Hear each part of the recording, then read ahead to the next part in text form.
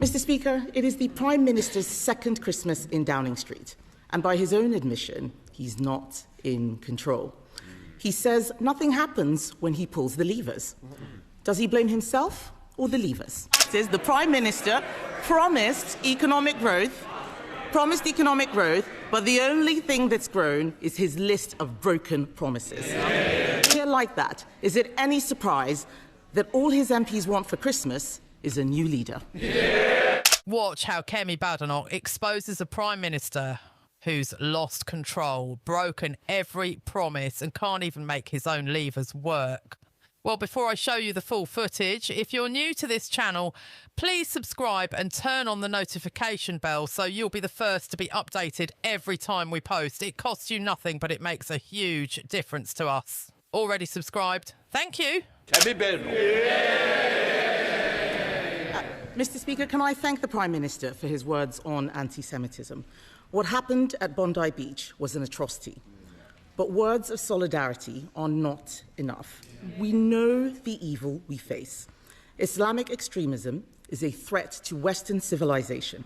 It abuses our democracies and subverts our institutions. It is incompatible with British values. So it is not enough just to protect Jewish communities. We must drive Islamic extremism out of this country. Mr. Speaker, I would also like to send my best wishes to our armed forces, to the emergency services and to everyone who will be working over Christmas. And I would also like to take this opportunity to wish you, Mr. Speaker, the House staff and all members of this House, including the Prime Minister, a very Merry Christmas. Mr. Speaker, it is the Prime Minister's second Christmas in Downing Street, and by his own admission, he's not in control. He says nothing happens when he pulls the levers. Does he blame himself or the levers? Mr. Speaker, I'll just set out what we've achieved this week, Mr. Speaker. We're setting out our violence against women and girls strategy tomorrow. That is me specialist support for abuse victims and the 999 calls experts. Sorry, Prime Minister. I expect better from you. Ex-serving officer, we expect the standards of a good officer. Prime Minister. The next lever was 500 jobs protected at Grangemouth, partnering with INEOS to safeguard the plant's future. Next lever was Erasmus scheme, which is being announced later on today from January 2027. The next lever, Mr. Speaker, the Employment Rights Bill, became law, the biggest uplift in workers' rights in a generation. I've got a whole more list, Mr. Speaker. I could go on for a very long time. Kemi Badenoch. Not sure exactly what that had to do with the question, Mr. Speaker. The fact is, the Prime Minister promised economic growth, but the only thing that's grown is his list of broken promises. He promised to reduce unemployment, but yesterday, unemployment hit its highest level since the pandemic. It has gone up every single month since he came into office. Why is that? Mr. Speaker, the facts are these: 350,000 more people in work this year. We've got the lowest inactivity rate for 5 years. We are taking a number of measures to address this, particularly with the young unemployed. I would remind them that under their watch, unemployment averaged 5.4%, higher than it is today. You too. Mr. Speaker, I don't know what planet the Prime Minister is living on, but unemployment has gone up every single month under him. Youth unemployment, record levels. Graduate recruitment, lowest ever. He promised that he wouldn't increase taxes on working people, but he has. Last year, he increased national insurance. Last month, he froze income tax thresholds. So will the Prime Minister finally be honest and admit he broke his promise on tax? Prime Minister. Mr. Speaker, I'm very proud that in the budget we had record investment into our public services, we stabilised the economy and we bore down on the cost of living. They voted against all those measures. But, Mr. Speaker, it is the season of goodwill. Let me congratulate the Leader of the Opposition. She's broken her own record since last week. Last week, 21 former Tory MPs had walked away to reform. She's broken that record because this week it's gone to 22. The former Vice Chair has now gone. So the question is, who's next? Now, It's hard to name anyone. Mr. Speaker, it's hard to name anyone because, according to the Shadow Transport Secretary, the Shadow Cabinet is full of, he says, non-entities. That's you lot. He should know. Kemi Badenoch. Mr. Speaker, the Prime Minister is talking about non-entities. As he looked at his cabinet, a bunch of turkeys, they could fit right in a Burton Matthews factory. And he is one to talk. Last week, his MPs were calling him a caretaker Prime Minister. After what he's done to the economy, they should be calling him the Undertaker Prime Minister. Let's look at what else he's promised. The Prime Minister gave his word that he would help pubs. Yet they face a 15% rise in business rates because of his budget. Will the Prime Minister be honest and admit his taxes are forcing pubs to close? Prime Minister, she knows very well that the temporary relief that was put in place during COVID has come to an end. That was the scheme they put in place. We supported it, but it was always a temporary scheme coming to an end. We've now put in place a £4 billion transitional relief. We've also taken other measures, creating hospitality zones, greater licensing freedoms and tackling late payments. We're also bearing down on the cost of living, Mr. Speaker, so more people enjoy a drink or a meal out, freezing rail fares, freezing prescription charges, £150 off energy bills, driving wages up. What did they do in relation to each of those, Mr. Speaker? They voted against each and every one of those measures.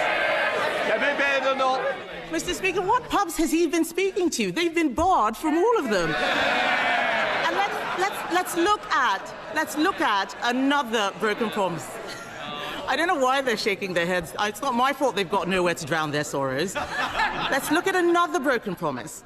He promised to end the doctors' strike. He gave the doctors a 28.9% pay rise. What did he get in return? This morning, they've gone back on strike for the third time. In the middle of winter, in the middle of the worst flu crisis in years. Mr. Speaker, this shouldn't be allowed. We already banned strikes by the police and the army. Why doesn't he put patients first, show some backbone, and ban doctors' strikes?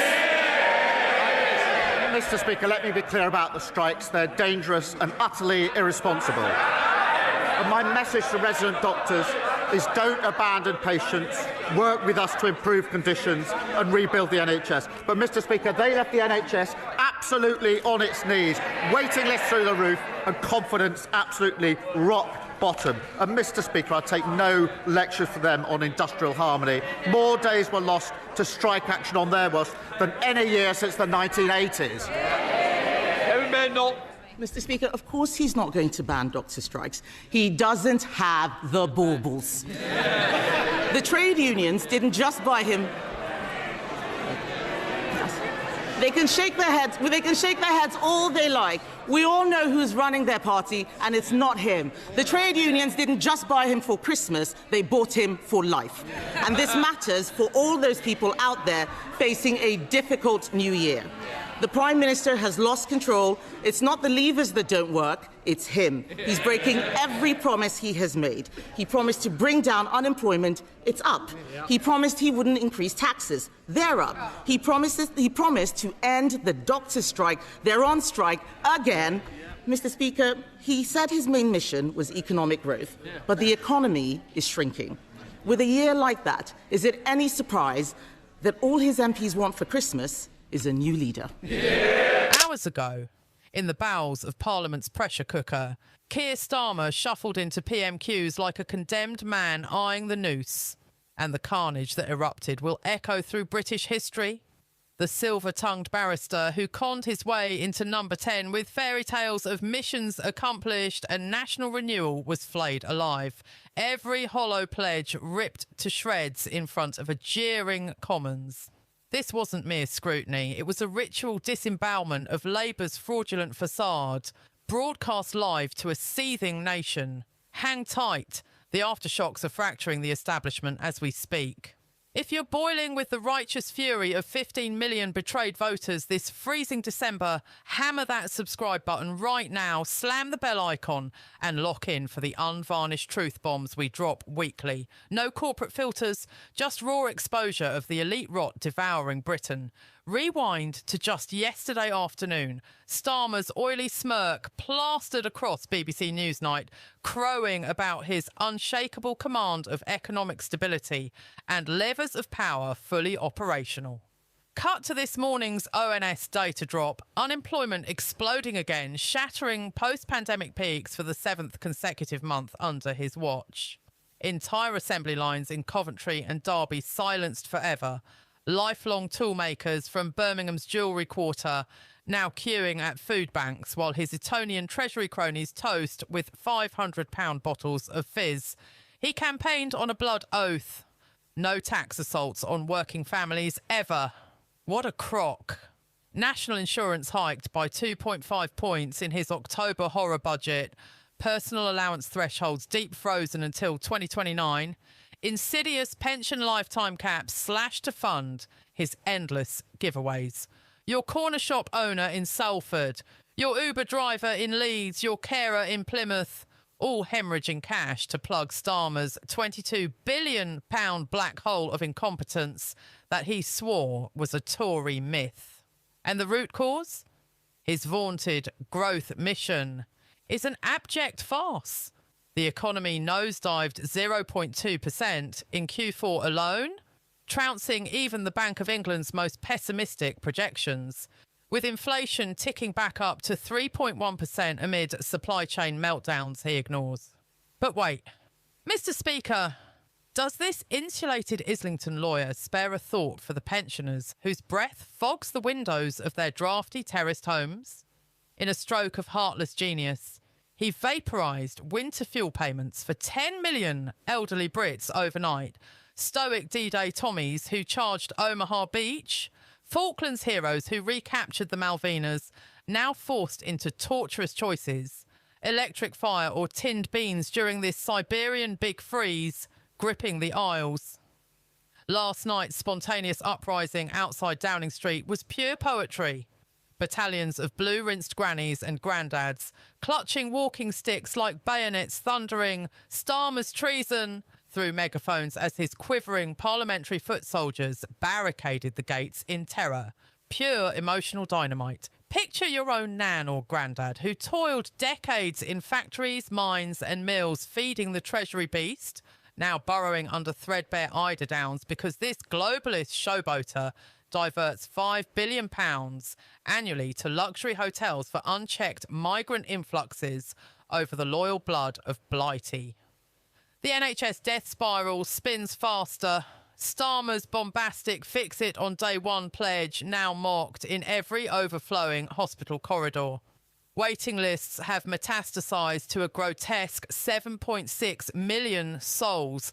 A&E departments barricading doors against pneumonia-racked pensioners and cardiac arrests in the teeth of this year's unprecedented flu tsunami ravaging vulnerable communities coast to coast.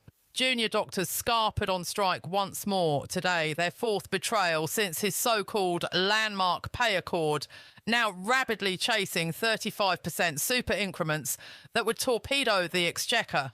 Frail patients expiring on trolleys in sub-zero wards.